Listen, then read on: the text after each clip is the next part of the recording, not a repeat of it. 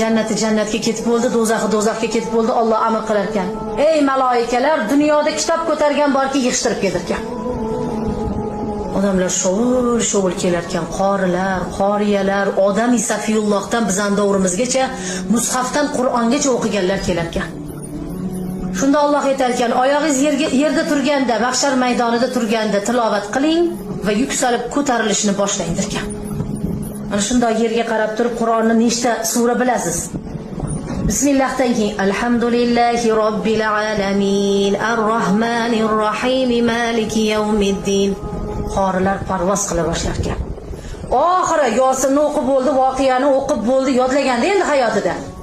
Mulki yodladi, 3-4 ta zamdan yodlab berdi-da, Nos surasiga kelganda to'xtadi-da, Alloh bilganim adadi shu yergacha edi deb to'xtasa, to'xtab qolgan jannatida abadul abad qolsin deb aytarkan Alloh.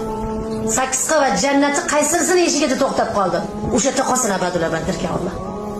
Shunda 5-qavatga kirib ketayotgan qiroat egasi, o Firdavsga 8-jannatga qarab, yana ko'proq yodlasam, Firdavsga qarangki abadul abad qolgan bo'lardim, Alloh deb yig'lab kirib ketar ekan.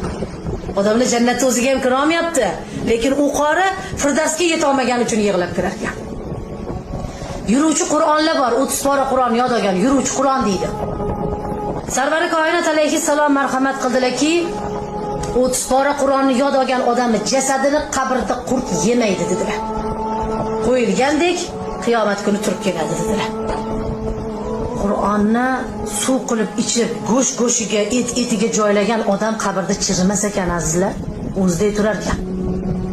Rasululloh sollallohu alayhi vasallam aytdilar, sizlar osonlik bilan o'qiyotgan Qur'onni menga vahiysi juda og'ir keldi dedilar. Titrab, qaqshab, oyoq qo'llaridan jon qochib, lablari ko'kargan holatda qarangki, Qur'onni vahiysini qabul qilar ekanlar.